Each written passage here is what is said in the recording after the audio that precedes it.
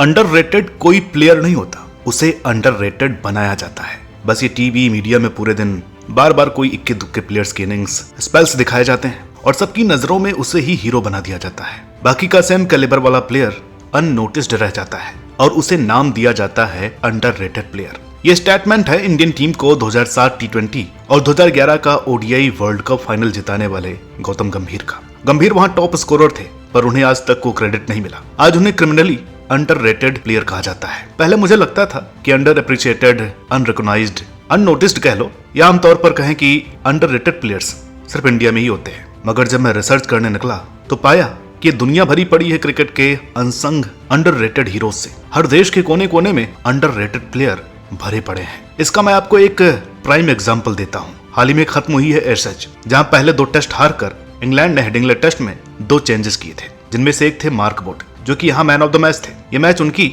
और स्टोक्स की कंट्रीब्यूशन के लिए याद किया गया। और फाइनल मैच जहां ब्रॉड ने रिटायरमेंट ले ली, इस मैच का वो फोकल पॉइंट रहे। चौथा टेस्ट धुल गया था बारिश की वजह से, लेकिन इन सब के बीच कंसिस्टेंट खेल दिखाता रहा एक प्लेयर बार बार इग्नोर हुआ। उस पर लाइमलाइट एक मैच में भी नहीं आई। हालांकि उसने 5 लिया, आखिरी मैच में 7 विकेट लिए, लॉर्ड्स के ग्राउंड पर उसने टेस्ट शतक भी बनाया, मगर उसकी इतनी बातचीत नहीं होती क्योंकि वो एक जेंटलमैन है। न तो गाली गलौच वाली स्लेजिंग करता है, न ही कोई कंट्रोवर्सी। और इंग्लैंड का मैन ऑफ द सीरीज बन उसने एक बार फिर दिखा दिया कि चाहे उसकी इतनी बात नहीं होती मगर उसमें कुछ बात तो है, वो किसी से कम नहीं है। जी हाँ दोस्तों, ये बंदा है इंग्लैंड का हरफन मौला और सबसे अंडररेटेड प्लेयर क्रिस वोक्स, जो छोटी उम्र से ही परफॉर्म करता आ रहा है। अच्छा खेल दिखाने के बावजूद जिसे बार बार ड्रॉप किया गया, लेकिन उसने हार नहीं मानी और अपनी जबरदस्त परफॉर्मेंस से आखिरकार ये साबित कर ही दिया कि चाहे इग्नोरेंस और पॉलिटिक्स का अंधेरा कितना ही घोर हो, टैलेंट की रोशनी और परफॉर्मेंस की एक किरण पड़ते ही सब साफ हो जाता है। हमारे एक व्यूअर की बेहद ही खास रिक्वेस्ट के बाद आज हम पेश हुए हैं इंग्लैंड क्रिकेट के हरफन मौला सितारे, hero of world cricket Chris Woakes के साथ।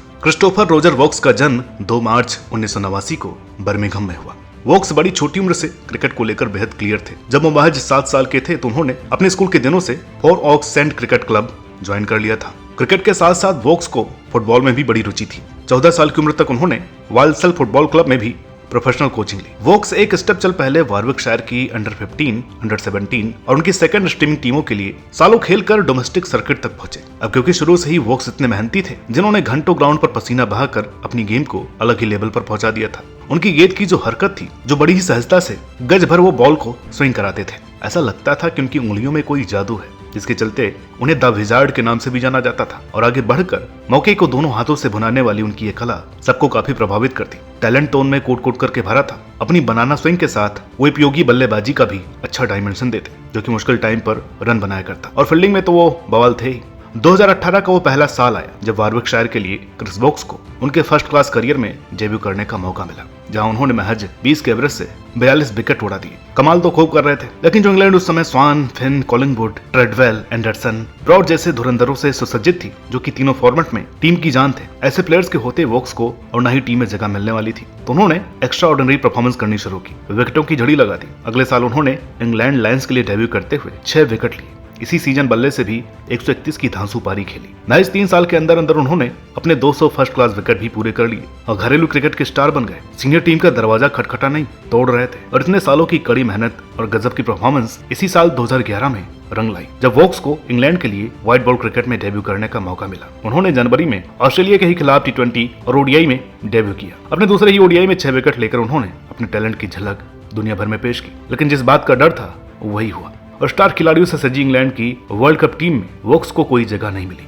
यही वो समय था जब उनका टीम से अंदर बाहर होना लगा था। वोक्स अपनी बारी का इंतजार करते और मौका मिलने पर परफॉर्म करते। 2013 वो समय आया जब वोक्स को उनकी टेस्ट कैप मिली और एशेज में डेब्यू करते हुए उन्हें बस एक ही विकेट मिला। इंडिया के खिलाफ 2014 की घरेलू ओडीआई सीरीज में इंजर्ड ब्रॉड की जगह वोक्स को मौका मिला, जहां आखिरी ओडीआई में लिए उनके 6 विकेट ने इंग्लैंड की टीम में जगह पुख्ता कर दी। और 2015 वर्ल्ड कप की प्लेइंग 11 में भी वोक्स ने कई मैच खेले। व्हाइट बॉल में तो वो काफी अच्छा कर रहे थे, मगर रेड बॉल में उनका सिक्का उतना नहीं चल रहा था। एक समय उनका औसत टेस्ट में 63 का था और इंग्लैंड के बाहर तो उनकी बॉलिंग को न जाने क्या हो जाता है, विकेट्स का सूखा पड़ जाता। लेकिन 2016 की श्रीलंका सीरीज में स्टोक्स की चोट, जिसने उन्हें टीम में वापसी कराई, और पाकिस्तान के खिलाफ लॉर्ड्स टेस्ट में 11 विकेट लेकर वोक्स ने इतिहास रच दिया। पाकिस्तान के खिलाफ 10 फोर लेने वाले इकलौते प्लेयर है। 2018 में इंडिया के खिलाफ लॉर्ड्स टेस्ट में 137 की इनिंग्स खेलकर और 4 विकेट लेने वाले वोक्स ने कोहराम ही मचा दिया। यही वो दौर था जब श्रीलंका के खिलाफ उन्होंने 8 नंबर के बैट्समैन का टॉप स्कोर बनाते हुए कुल 95 रन की पारी खेली थी। अपने जबरदस्त परफॉर्मेंस के दम पर 2019 के वर्ल्ड कप में क्रिस वोक्स को इंग्लैंड के स्क्वाड में शामिल किया गया और ये कहना गलत नहीं होगा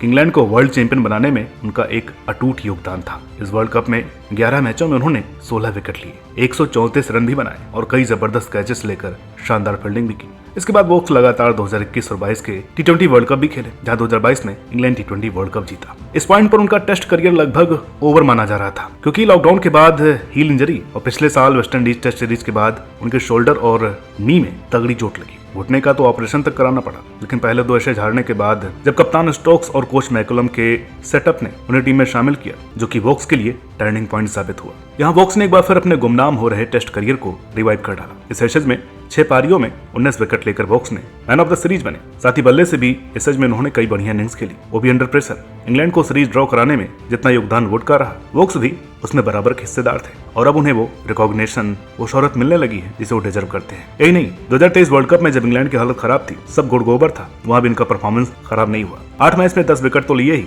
साथ ही बल्ले से भी 150 आई नीदरलैंड के खिलाफ, जिसके साथ ये नंबर 8 पर 50 रन बनाने वाले पहले इंग्लिश खिलाड़ी बने। अभी तक वोक्स ने अपने करियर में कुल 48 टेस्ट में 149, 122 ओडीआई में 173 और 33 टी20 में 31 विकेट लिए हैं। साथ ही इंटरनेशनल क्रिकेट में 3000 प्लस रन भी बनाए हैं। अब वापसी करो तो ऐसी जबरदस्त कि सब देखते रह जाएं। ये मिसाल है हमारे आज के हीरो क्रिस वोक्स की। तो आज की इस वीडियो में इतना ही।